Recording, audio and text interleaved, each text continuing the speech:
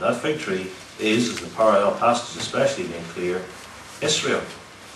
No fruit on thee forever. Not saying that there aren't going to be individual Jews saved, but Israel as a nation, as the people of God, forever finished in that sense. Then more especially, and this from our sermon last Sunday night, Matthew 21:43, therefore I say unto you, the kingdom of God shall be taken from you. He's speaking to the Pharisees and the Jews. The kingdom of God shall be taken from you and given to a nation bringing forth the fruits thereof, which nation is the Holy Catholic Church. And so before Jesus gives this other parable, we read in Matthew 22 verse 1, Jesus answered and spake. Now it wasn't that someone else actually uttered words that were hearable. He answered, that is, he responded to what they were thinking.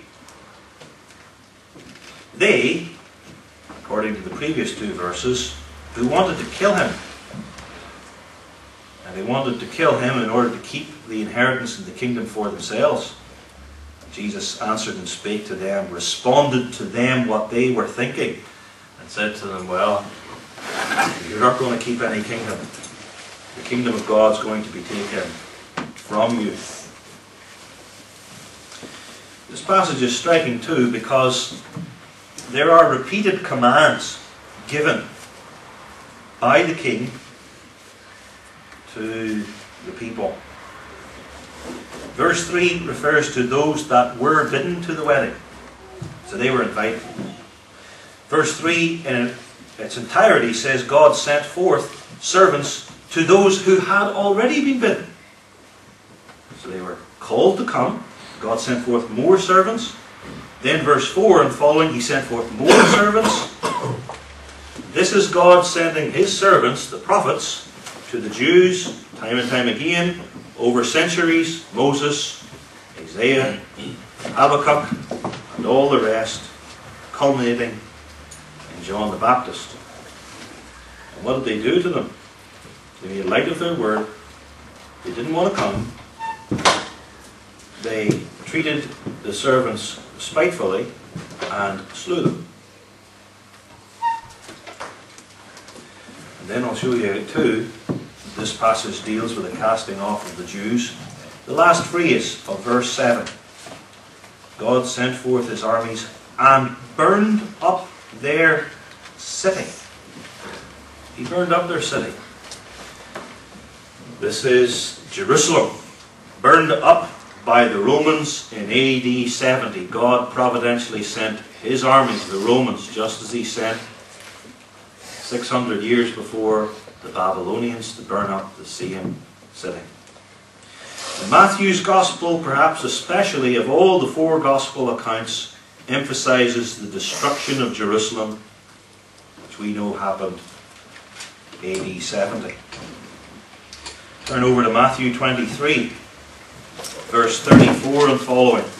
Matthew 23, Christ has been excoriating the scribes and Pharisees, the religious hypocrites in Israel.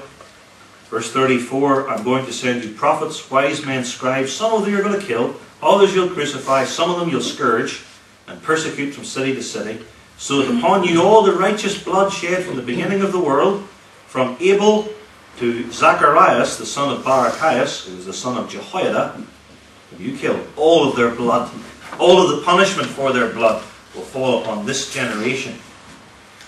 But, O Jerusalem, Jerusalem, you religious leaders, your sin was particularly bad in that those of your children whom I sought to gather for the preaching of the gospel, you tried to stop me from doing it. Your house is left unto you desolate. And in the next chapter, Christ again prophesies the destruction of Jerusalem. Matthew 24, verses 21 and 22, the Great Tribulation. Its final, climactic form in the days of Antichrist, just prior to the 2nd century, but in its typical form, AD 70. So it is in destroying the Jews for their rejection of the gospel, verses 2 through 7, I say, God then turns to the Gentiles, verses 8 through 10. You get the picture. Jesus is speaking during his last week, just days, just hours from the cross. The religious leaders want to kill him. The people very soon will cry out, "Crucify him, crucify him." So Jesus explains God's dealings with that nation in verses 2 through 6 and what's going to happen in their city in verse 7. But you understand too that the principles of rejecting the gospel are the same in every age. And the excuses which men use to try and fortify themselves against the claims of Jesus Christ are the same in every day. I'm not interested. I don't want to. Well, I have my business. I have my farm. Excuses after excuses after excuses. Earthly mindedness. And then abuse. Abuse, not of God, because he's in heaven, they can't reach him, but of those who bring the word.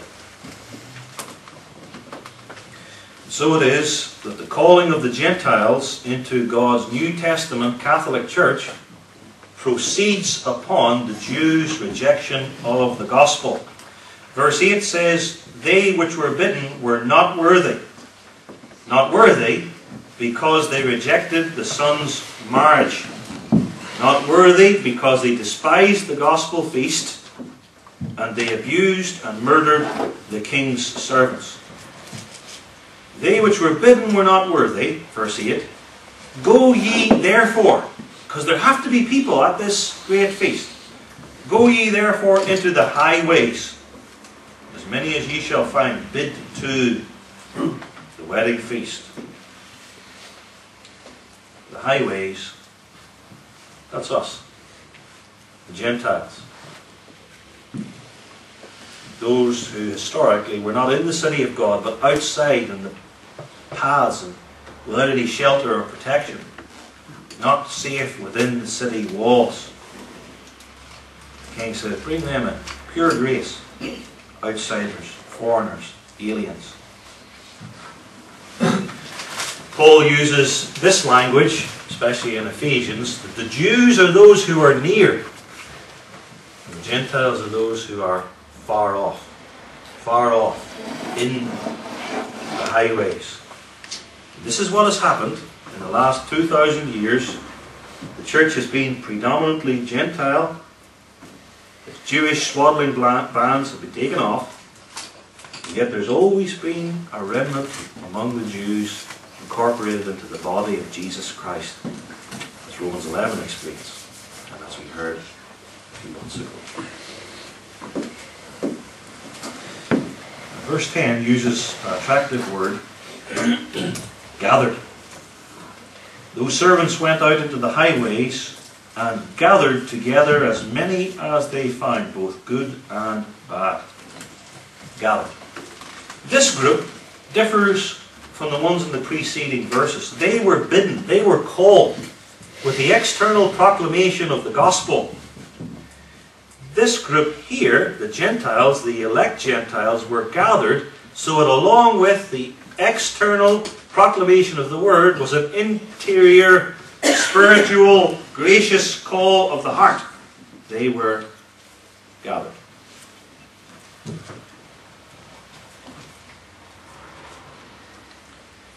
To Isaiah 43. "Fear not," God says, "I am with thee.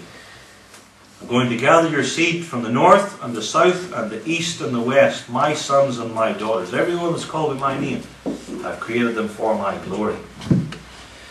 In the first instance, that refers to the Jews in the Babylonian captivity. Wherever you're scattered, I'll bring you back. And prophetically, it refers to the calling of the Gentiles throughout the whole world. And the word used is gather.